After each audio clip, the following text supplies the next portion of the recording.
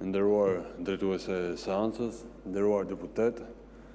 unë e kuptoj plotësisht zotin Blushi mbi shtysën për të kërkuar interpelancë dhe rrjedhimisht vëmendje të posaçme për një person të veçantë, konkretisht të paraburgosurin Metaj, ndonse unë do doja shumë fakt që kjo sallë dhe interpelanca si instrument kushtetues për llogaridhënie përdoret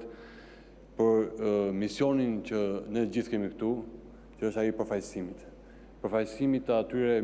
qindra dhe mijëra qytetarë, të cilët presin shumë nga ne dhe nuk presin fare të dëgjojnë këtë diskursin e emrave të përveçëm, mbi cilin për fat keq opozita shqiptare po dështon ta lë pas, ku flet në emër drejtësisë si prokuror dhe gjyqtar për kundërshtar politik dhe mban interpelanca për frymëzuesit e partive të tyre, duke dashur t'i heqë nga duart e drejtësisë. Por ju nuk flisni për qytetarët, ju nuk flisni për mbi 2655 të tillë, me emër dhe mbi emër, që vinë nga backgrounde ndryshme social-ekonomike, gra, të mitur, krye familjar, të cilët sigurisht janë ende sot e kësaj dite pa një vendimfajësie prapa hekurave. Dhe ndryshe nga ne, duke dashur këtu të përcjell dhe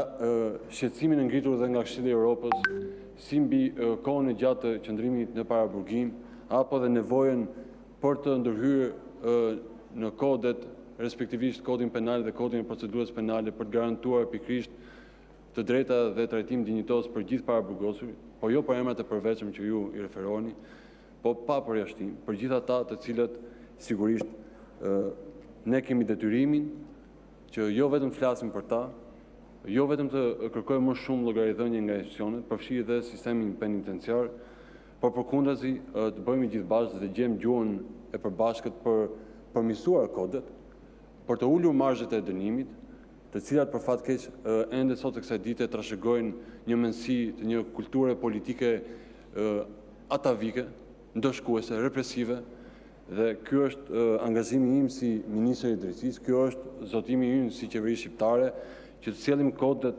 respektivisht kodin penal dhe kodin e procedurës penale sipas rekomandimeve të Këshillit të Evropës dhe standardeve më të mira të Bashkimit Evropian. Dhe kjo është flasësh për qytetarët, kjo është flasësh për ata që presin nga gjithë ne, pa dallim përkatësie politike. Dhe unë sot jam këtu pikërisht për t'ju përgjigjur këtij detyrimi kushtetues që kam lidhur me interpelancën e thirrur, duke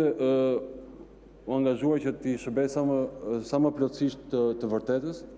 duke u referuar dhe raportit të avokatit popullit në mënyrë të plotë dhe jo në mënyrë pjesme, vetëm në pjesët që ne na interesojnë, përkundazi të adresojë shqetësimet e ngritura nga ky raport, por mbi gjitha edhe kjo për vetë faktin që ky raport ka një efekt më tepër se sa për një rast konkret, është një rekomandim përgjithësues. Prandaj, më lejoni zonja kryesuese e seancës që të kaloj tashmë në strukturën pyetje-përgjigje sipas kërkesës për interpelancë. Pyetja e parë, a është njohur Ministria e Drejtësisë me përmbajtjen e plotë të rekomandimeve të avokatit popullit lidhur me pretendimet për trajtim çnjerëzor dhe degradues? Po, Ministria e Drejtësisë dhe Drejtoria e Përgjithshme e Bugjeve janë njohur plotësisht dhe zyrtarisht me rekomandimet e avokatit popullit të përcjella me shkresën përkatëse dhe të administruar në Drejtorinë e Përgjithshme të Bugjeve në datën 2 dhjetor 2025. Dua të theksoj qartë, bëhet fjalë për rekomandime përgjithësuese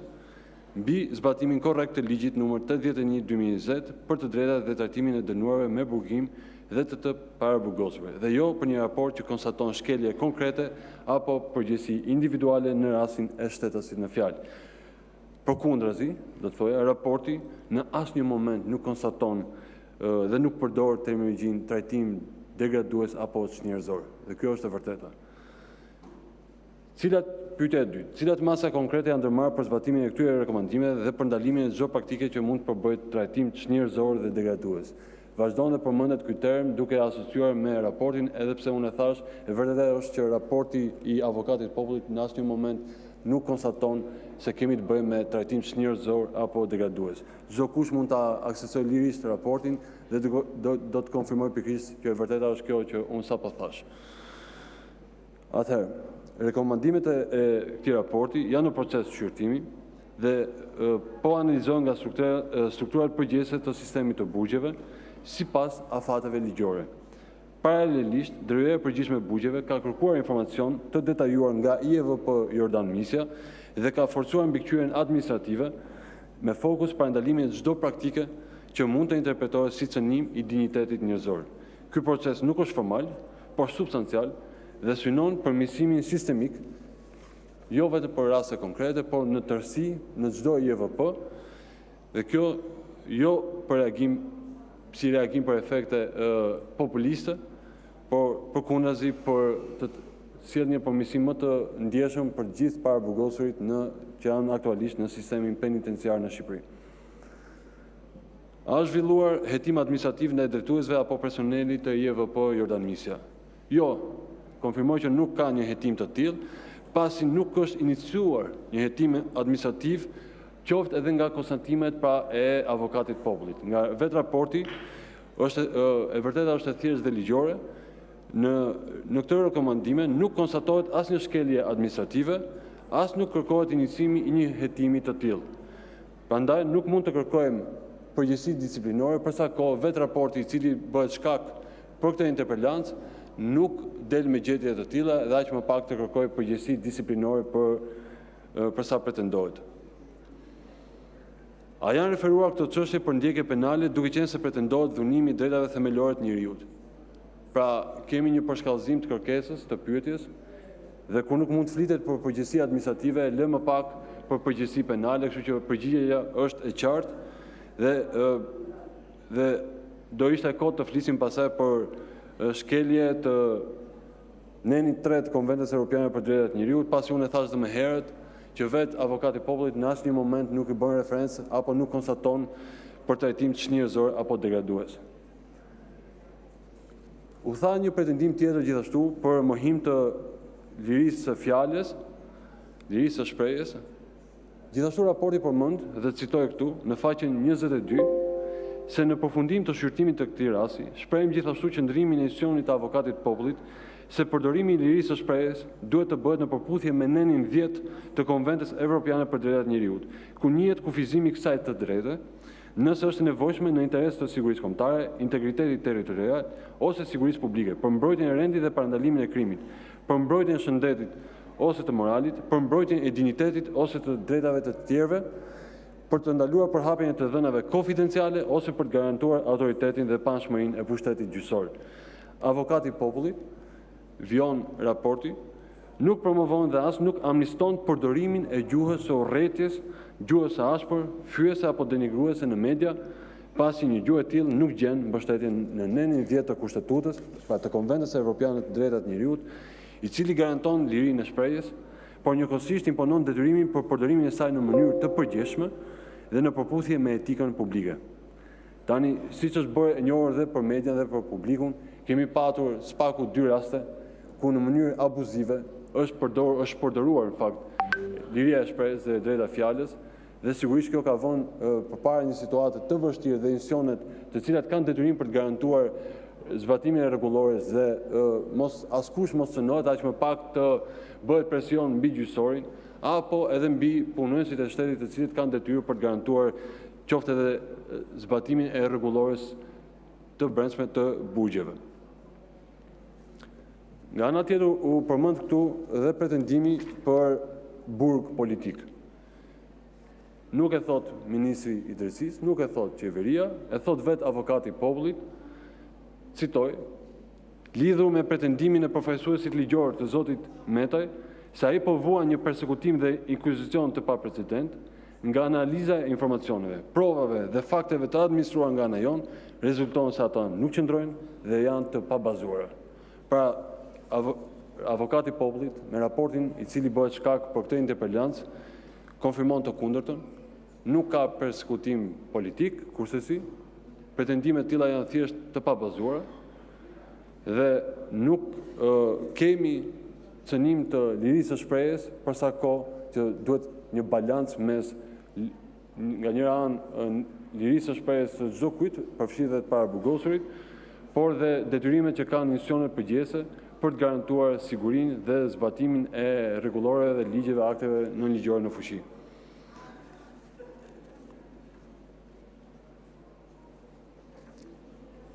Çfarë masash janë marrë për garantimin e sigurisë dhe dinjitetit të shtetasit në fjalë? Siguria dhe digniteti i të paraburgosurit janë garantuar në vimësi, në përputhje me ligjin për drejtat dhe trajtimin e dënuarve me burgim dhe të paraburgosurve, ku ai trajtohet si çdo i paraburgosur, duke respektuar plotësisht të drejtat dhe detyrimet që ekzistojnë si mbi të paraburgosurin dhe për institucionin e vuajtjes së dënimit, duke garantuar sigurisht dhe që ai trajtohet në mënyrë barabartë me gjithë shtetasit e tjerë, pavarësisht pozitave të mëparshme shtetërore, pasi ky është detyrim ligjor, ky është detyrim kushtetues, gjithë janë barabartë para ligjit dhe askush nuk mund të favorizohet. Ajo çfarë është e rëndësishme është që sistemi i burgjeve të garantojë trajtim human, dinjitoz për secilin prej personave që gjenden aty dhe duhet të përballen me drejtësinë, pavarësisht çfarë statusi ato kanë, detyrat shtetërore që kanë mbajtur më parë, apo çdo lloj privilegji tjetër që mund të pretendohet. A ekziston një plan veprimi për zbatimin e përgjithësuar të rekomandimeve të avokatit të popullit? Po, rekomandimet e avokatit të popullit, CPT-s dhe Komitetit për parandalimin e torturës dhe mekanizmat e tjerë monitorues regjistrojnë një databazë institucionale ku përcaktohen afate, përgjegjësi dhe mekanizma konkret raportimi. Ky është një proces i përhershëm dhe gjithëpërfshirës për gjithë sistemin penitenciar. Si sigurohet mbështetja, mbikëqyrja efektive e respektimit të Konventës Evropiane për Drejtat e Njeriut në burgje? Ka një mekanizëm kompleks dhe të kombinuar mbikëqyrje, duke përmendur këtu si mekanizmat e brendshme administrative, inspektimet që kryen dhe nga drejtoria e përgjithshme për inspektimin e institucioneve të varësisë në Ministrinë e Drejtësisë, Avokati i Popullit, Komiteti për parandalimin e torturës, mekanizma ndërkombëtar duke përfshirë ato të Kombeve të Bashkuara kundër torturën dhe përfshirë këtu dhe monitorimin parlamentar. Transparenca dhe kontrolli janë garanci, jo kërcënim për sistemin e drejtësisë. Kjo duhet theksuar. A ekziston mekanizëm përgjegjësie për shkelje të rënda të drejtave të paraburgosurve? Po, ky mekanizëm funksionon përmes shqyrtimit të ankesave, qofshin këta që kërkojnë një verifikim administrativ apo një hetim të thelluar dhe patjetër çdo ankesë që drejtohet Ministrit të Drejtësisë, si nga të paraburgosurit ashtu dhe nga të burgosurit, trajtohet menjëherë nga strukturat e duke përfshirë këtu dhe komisionin për shqyrtimin e ankesave për ekzekutimin e vendimeve penale, ku periodikisht Ministri i Drejtësisë informohet mbi gjetjet e këtij komisioni, ashtu edhe nga raportet e shumta që janë përcjellë nga Komiteti për parandalimin e torturës dhe përfshi dhe Avokatin e Popullit, të cilët unë e referova në mënyrë sa më të plotë dhe shtërruese për hir të transparencës dhe informacionit korrekt që ne duhet ndajmë me qytetarët për rastin konkret. Në mbyllje, nderuar deputet, sistemi i drejtësisë nuk mbrohet duke politizuar burgjet dhe as duke deformuar raportet e institucioneve të pavarura. Respektimi të drejtave të njeriut është detyrim kushtetues dhe europian, por po aq detyrim sa edhe barazia përpara ligjit, pa privilegje dhe pa përjashtime. Kjo është filozofia që më udhëheq mua personalisht, por edhe si ministër i drejtësisë. Por tek kërkesës legjitime të çdo deputeti për interpelancë me anëtarët e Këshillit të Ministrave, unë mendoj se sot, më shumë se kur, është e rëndësishme të ndajmë qartë